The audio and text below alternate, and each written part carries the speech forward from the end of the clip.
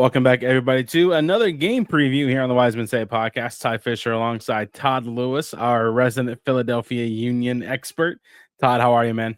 I'm doing good, Ty. I guess as good as I can be. So, for everybody listening to this, I told Ty previously, and he had messaged me like really early in the day, but I didn't get back to him super late because I was out fishing since 4:15 in the morning, and I got home around like 4 p.m. or whatever the case was, and I was like, yeah, I'll come on the podcast if you still have me, but I'm going to be extremely tired, so hopefully it doesn't come off as so for you guys listening to the podcast. Nah, it'll be fine. 4:15, by the way, that's very early. Oh, super early. Yeah, because it was supposed to, for Columbus fans that aren't aware, yes, as Ty said in the intro, it's a preview against Philadelphia Union. I do not live in Philadelphia. I don't even live in Pennsylvania. I live in Maryland. And Yeah. so the first 3 days last week, Monday, Tuesday, and Wednesday, extremely hot, humid. I'm sure you guys have had humidity out there in Ohio the last week and everything. I mean, look, we all saw what happened in Cincinnati. It's been a week ago where the Dortmund players sat in the locker room because it was too hot. Like, come on Yeah. now. What are these European players doing? 87 degrees and some humidity. They're not used to it. So can't wait for the World Cup if this is the excuse players are going to use that it's too hot in America. But yeah, so it was extremely hot in Maryland the 3 days. And so my buddy and I, we were like, okay, we don't want to go through that again on Saturday. And if it's looking like it's going to be hot, so let's go super early in the morning. We'll be done by 10 a.m. And it stayed cloudy the whole morning. And we're like, well, we're catching a lot of fish. Let's keep staying out here. And yeah, we stayed out here almost 12 hours. So here Oh, we are doing wow. a podcast now. Hey, I mean, did you catch anything while you were out there? That's the biggest Oh, question. yeah. I think Okay. between the two of us, we caught 16, 17 fish, something like that. Lost a lot. Should have had a lot more. But hey, look, at least we caught something. So it wasn't a wasted trip. Yeah, for sure. What's hopefully not going to be wasted is our opportunity tomorrow, or when this comes out today, because it's coming out tomorrow morning. On Sunday against the Philadelphia Union is 3 points. Columbus, Philly played earlier in the season, 2-2 draw. Sean Zawoski gets the late equalizer after Philly goes up. I think Philly went up 2-0, and then 2-1, 2-2. So Columbus had to claw their way back in. Obviously, we are looking for a Daniel Gazdag redemption arc, kind of, even just get his first goal for the black and gold against his old team. But what stands out for you in this match, Todd?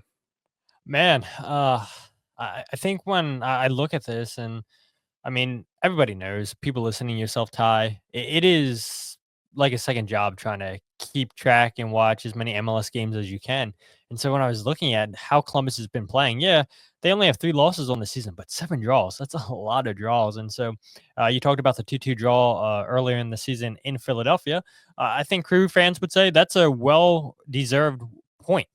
Yeah. Yes, it's a draw, but it's a late stoppage time equalizer with Sean Zawotsky off of a corner kick, off of a set piece. Union, one of the best teams defending set pieces in MLS. And yeah, that was a little bit heartbreaking to see the Union concede so late on, and a team that's known for defending set pieces extremely well. And yeah, I mean, if you're Columbus, you're extremely happy with that draw. But yeah, I mean, looking at 7 draws on the season for Columbus Crew, I was shocked by that. And maybe it's a testament to Wilfred Nancy, and I think it should be right where this team still doesn't have a true number 9. Yes, they can play a whole bunch of people there, but they don't have that Cucho Hernandez what they had the last couple seasons. And so we'll see what happens in the summer transfer window. We do know that they won't have a true number 9 in this game against the Union on Sunday today, but maybe come playoff time they will. But yeah, I mean, just looking at Columbus, with Ananse always has his team competitive, and flipping it over to the Philadelphia Union, I think a lot of people, Columbus fans, I think when they look at the standings, are probably shocked to see Philadelphia in first place with 40 points, leading the Supporters Shield standings. And they're currently riding a 11-game unbeaten streak in MLS, which is a franchise high. And the one thing that stands out is last game for the Union against Chicago Fire, they had 9 players out, whether that be international duty or injuries. And the Union, it's been their MO pretty much this whole season. When one player's out, when 2 players out, it doesn't matter. Somebody's always stepping up in their absence. The Philadelphia Union have the most different goal scorers in MLS with 15 different goal scorers this year. And so, yeah, it's a true testament to the players buying into how Bradley Connell wants to play. And then on the flip side, Bradley Connell trusting the players that, hey, look, you might not start this game, but you still have a role to play off the bench. And time again, these players are rewarding Bradley Connell for his trust in them. How important has I mean, obviously, this is going to be like one of those questions. Oh, you should already know the answer. But how important has Ty Baribo been for the Union so far? I mean, obviously, anytime he touches a pitch, you can guarantee at least one goal, one assist, maybe two goals and an assist of some sort. But how under Bradley Carnell has how important has Ty Baribo been underneath Bradley Carnell? It's been huge, right? And I think Ty would be the first one to tell you that I've finally been giving a chance. Yes, he got a chance last season with Jim Curtin once Julian Kranza was sold, or I say sold in air quotes because he left on a free. So I don't know how you can sell somebody when they leave on a free. Yeah, the union get Mhm. a little bit of a sell-on clause, but that's neither here or there. And so yeah, the union said, okay, we're not going to go out and get another striker. Yes, they go out and get Sam around, but he was never going to be the player to replace Julian Kranza. The next player up was Ty Baribo, and all he did in League's Cup was score, score, score, wind up winning the Golden Boot. And so all he needed was a chance. And we all know this, right? You can't expect a player to hit the ground running right away. They need multiple games to find consistency, and that's exactly what Ty Baribo did last year. Once he got selected and started playing more and more, yes, we started seeing the goals, and it's continued to happen this season. And the one thing that stands out about Baribo is his first time finishing. Most of his goals, I think all but one this year, has been on a first time finish. He's so clever inside the 6 yard box, really. Yeah, the 18-yard box, but really the 6 yard box, right? He finds ways to drift off of the center backs. He knows where to attack the space. And that's why we've seen a lot of success with his first time finishes.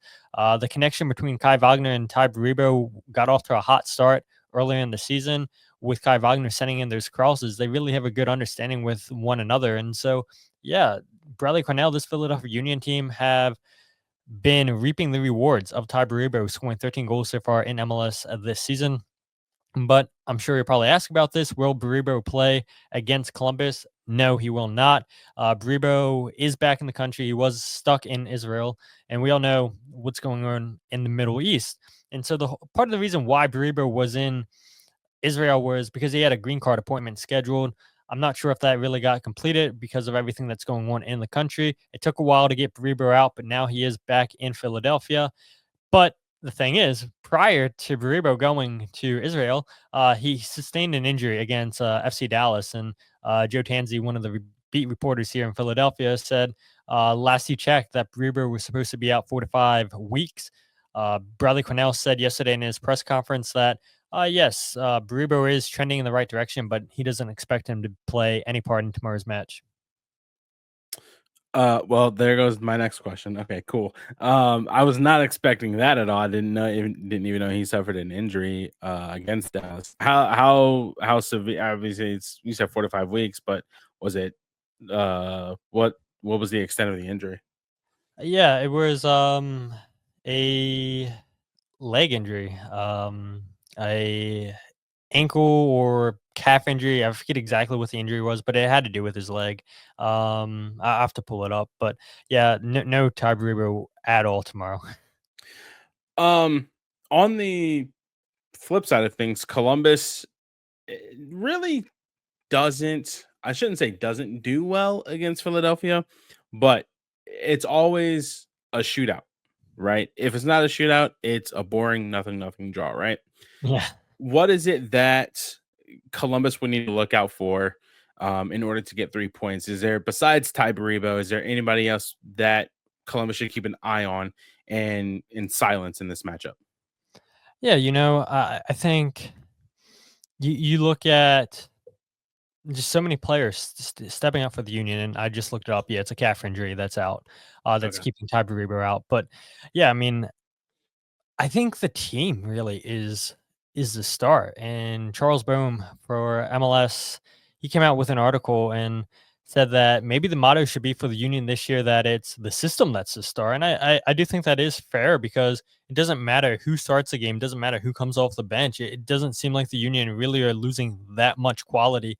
We saw it last game on Wednesday night against Columbus, against Chicago Fire, where the Union were out three right backs. Right back looked to be one of the strongest positions in this team.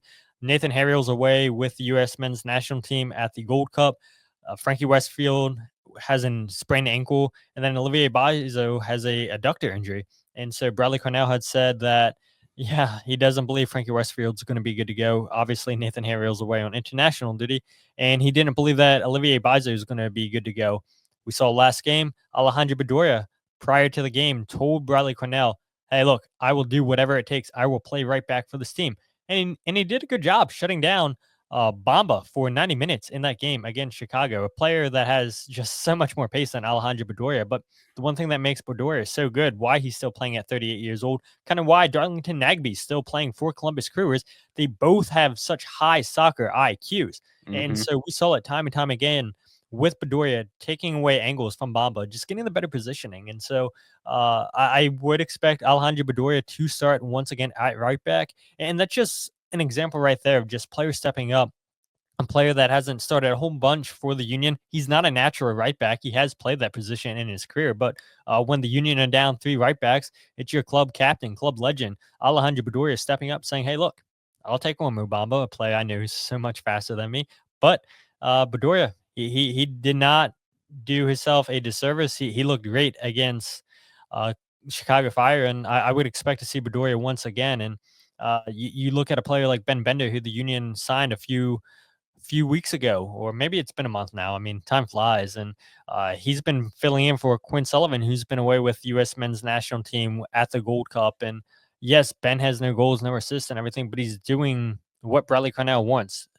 He pressing, and that's so huge for the system. Indiana Vasilov's been a really, really big player for the Union. Yeah, he might not have the goals, the assists, the chances created that Union fans would want, but the Union know exactly what they want in these players. Where, okay, look, we're going to press. We're not pressing all 90 minutes, but learning the pressing cues is so important for this team, knowing when to press, who's going to stay, and what have you. And so, again, I would say you asked who to look out for. I would say it's really the system, it's the team itself.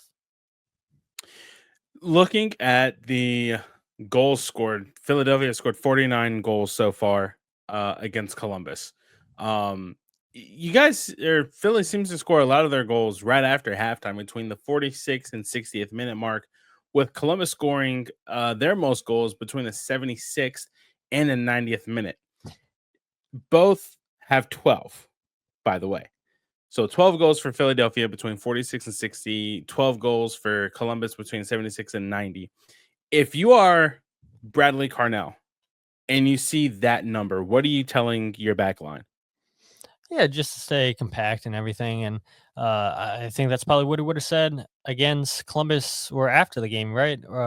Just stay focused until the final whistle is blown. And they give up a late equalizer, like we talked about, off of a set piece. Union, one of the best teams defending set pieces. And so this is a team that has given up a couple late equalizers. They did it against Miami too, I believe after or right before Columbus. And we've also seen the Union score late equalizers against or game-winning goals against LA Galaxy. We saw them score a late winner against, man, the games just all come so quickly. We saw the Union score a late winner against CF Montreal a few weeks ago. We saw them score a late winner against Charlotte a few weeks ago. So yeah, just because the Union concede late on in games doesn't mean that, okay, look, they don't have it in the locker room to go down there and score and everything. So I think the message from Bradley Cornell would be like, hey, look, just stay locked in for the all 90 minutes. I know it's super simple and everything. And a team like Columbus Crew that want to have the ball, that can break any team down with the ball, with their interchange, with their runs off the ball, you just got to be aware of those runs. And I had mentioned Alejandro Bedoya. Okay, yeah, this is going to be a completely different task for Bedoya than he saw against Chicago Fire, because he's going to have those overlapping runs going against him. I'm sure Columbus is going to try to create plenty of 2v1 attacks on the left side of the field and just try to make it as chaotic as possible for Alejandro Bedoya on the left side of the field, which I think this game, Bedoya is going to need a lot of help from Indiana Vassilev on this game. So as long as guys are following their runners, as long as guys are locked in, I think that would be the message from Bradley Cornell. Have you been keeping tabs on Daniel Gazdag at all over here in Yeah, Columbus? no goals. It's crazy. It's crazy. It's he tried. I don't know what it was. I think he played his best game this past Wednesday. I don't even know who the hell we played. Who did we play on Wednesday? I don't even remember. But Vancouver? Was it yeah, no. It was, I mean, the game. Atlanta. Atlanta. Atlanta United. That's who it was. He's played his best game. That was his best game so far in black and gold. He's he's had multiple opportunities. You just can't buy a goal. Yeah. What was it? What was so easy for him to score goals in Philadelphia than it is here in Columbus?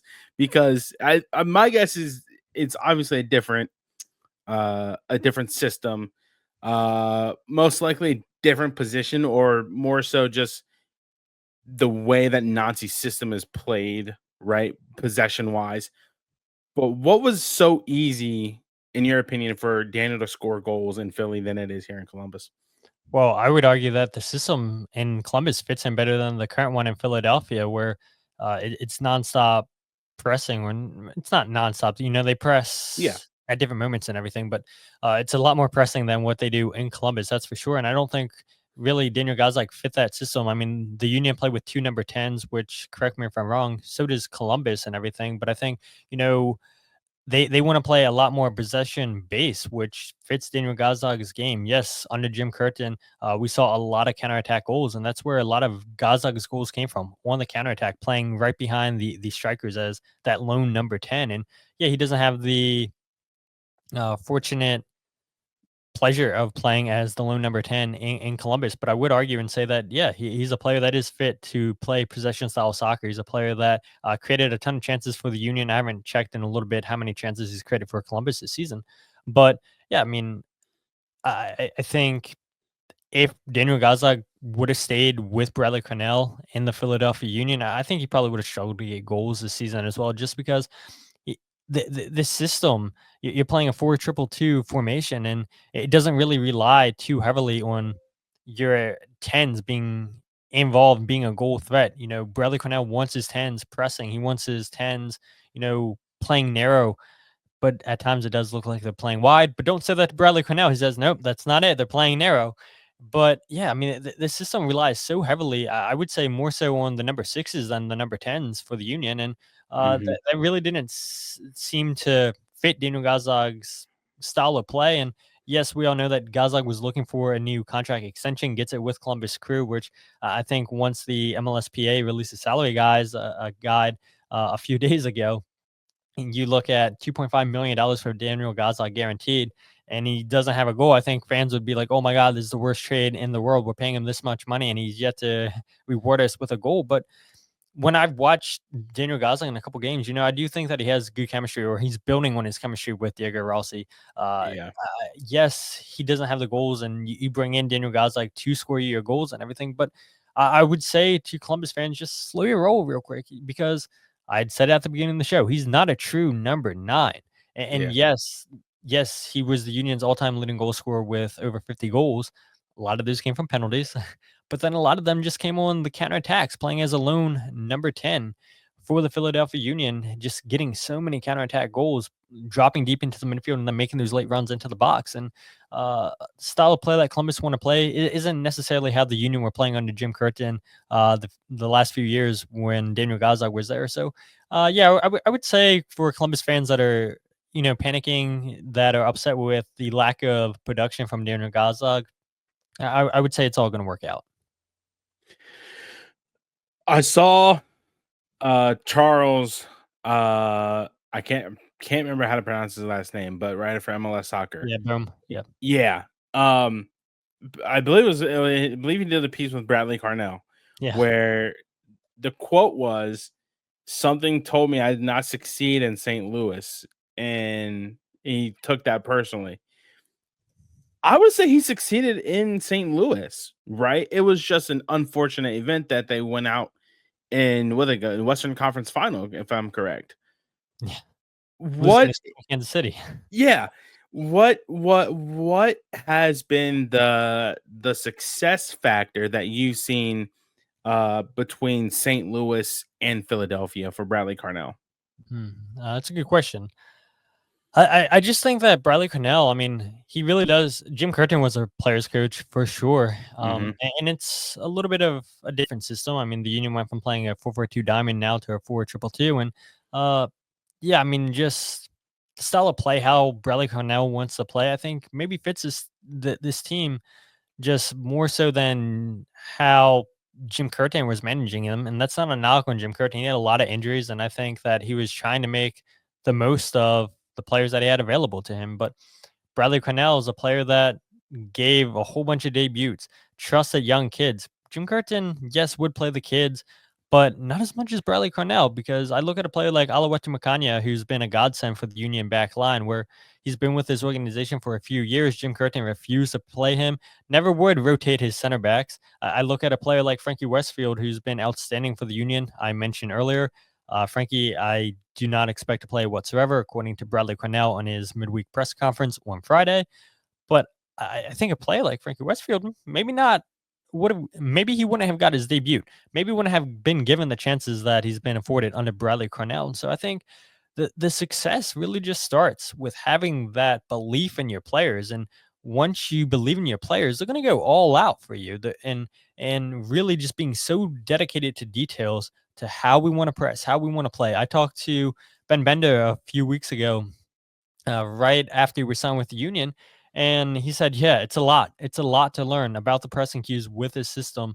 But once he gets it down, he knows that he'll get his opportunities, and he has got his opportunities. So this is a very, very detailed oriented style of play, paying attention to, okay, if this player presses, this is what I do. And so once you get down those little cues and everything, and you figure out how you want to play, then Bradley Cornell is going to reward you. You show that, hey, look, you're willing to put in the work, I'm going to be willing to give you a chance, whether that be as a starter or coming off the bench. So I would say that would be the biggest part of the success, is that this team just completely brought into how Bradley Cornell wants to play. Bradley Cornell trusts every single player on this roster, and because of that, that's going to be a godsend for your team. And that's why we've seen the Union sit in first place now the last couple weeks in MLS.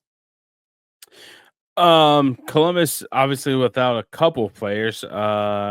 Malde Amundsen with a knee injury, Max Arson obviously with the USA on international duty. Rudy Camacho still has yet to make his 2025 season debut. Nico Hagen with a thigh injury. I believe he is also still with Guatemala. Or did they get knocked out of the? No, they haven't got knocked out of Yeah, the they're Gold still Cup, in. have they? Yeah, they're still in.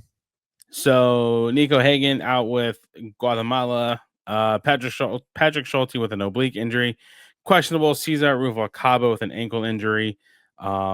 It's going to be another not really depleted lineup for Columbus, but a very depth tested lineup for Columbus against Philadelphia. Todd, before I let you go, can we get a prediction? Man, no, I think if you ask anybody in the Philadelphia Union fan base, they would say that, they just completely brought into this team. They have complete faith in this team. And because, like I mentioned at the beginning of the show, 11 game went unbeaten run, where Yeah. it's the most in franchise history. And it doesn't matter who misses for this team. I said it. 9 players out for the Union against Chicago Fire. You had no Ty Bribo. You had no Danley John Jock. You had no Nathan Harriel, no Quinn Sullivan. You had no Frankie Westfield, no Mikhail Ua.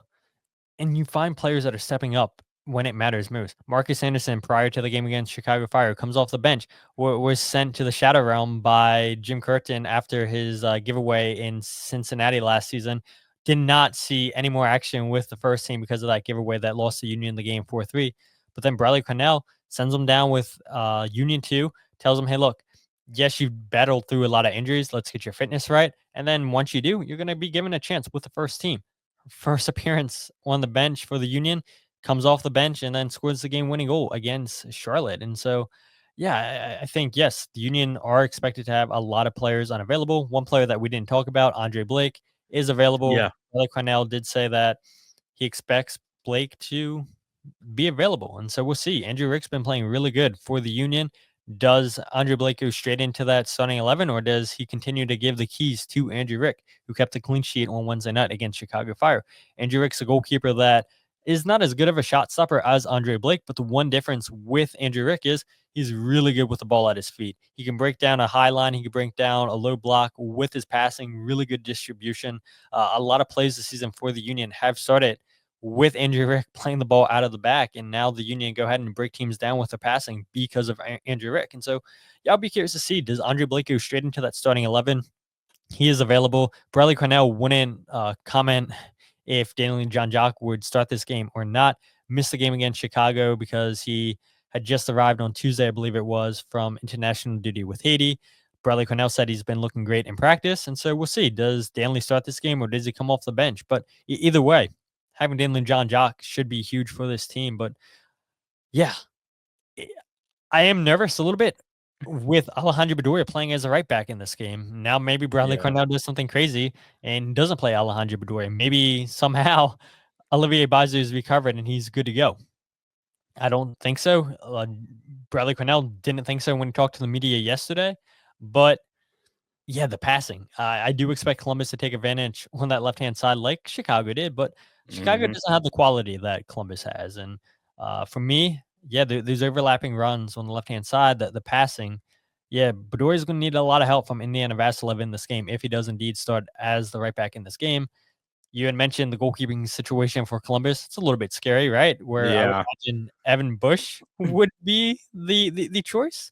Yeah. So, yeah, I mean, it can go either way, but yeah, this Philadelphia Union team, they faced a lot of adversity here the last few weeks with players out, and they continue to find ways to get results. And we all remember what happened last year in Columbus, 3-2, I believe the game ended. Union gave up 2 set piece goals, which they gave up a set piece goal when the Union and Columbus played earlier in the season. So, Mhm. yeah, hopefully the Union are dialed in, locked in on set pieces because set pieces I do expect to make the difference in this game.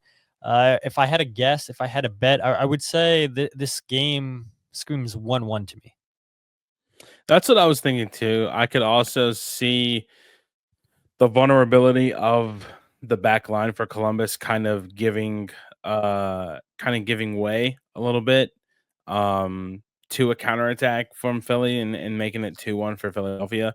Um as I'll probably go 1-1 if it all goes well.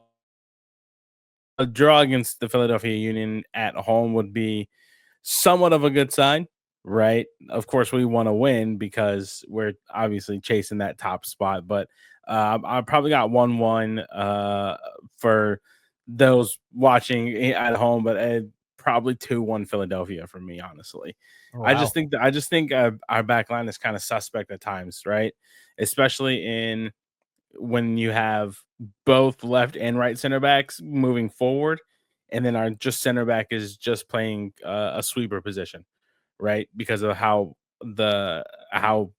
advanced the back line gets, and then obviously with how high we have a back line on the defensive end, it was very noticeable in the return leg in Philadelphia, right? That the goal before halftime is what killed all the momentum.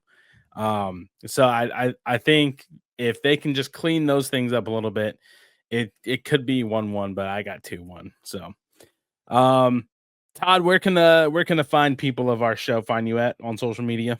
Yeah, you guys can follow me on Twitter, Instagram, or Facebook at Free Kick Pod, wherever you get your podcast. Check out The Free Kick, the YouTube channel, youtube.com/Free Kick Pod, where I do my podcast live every single episode. And then I also do goals breakdowns where I break down the goals from the games, key players from the main games, regardless if the Union win or draw. So a lot of opposing fans seem to enjoy these videos. I know Union fans enjoy those videos, and I appreciate all the support from people that watch those videos. And then if you guys want to check out my writing or the podcast or the goals breakdown video or just any of that stuff all in one place, you can check out thefreekick.substack.com for everything that's listed right there.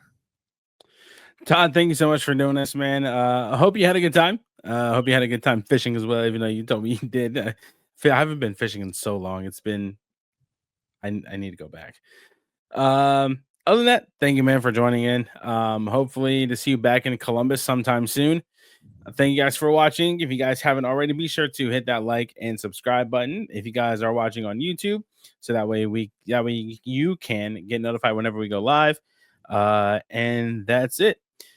For those who are listening on Apple, Spotify, Amazon, iHeart, Overcast, Pocket Cast, be sure to leave a review and follow the show.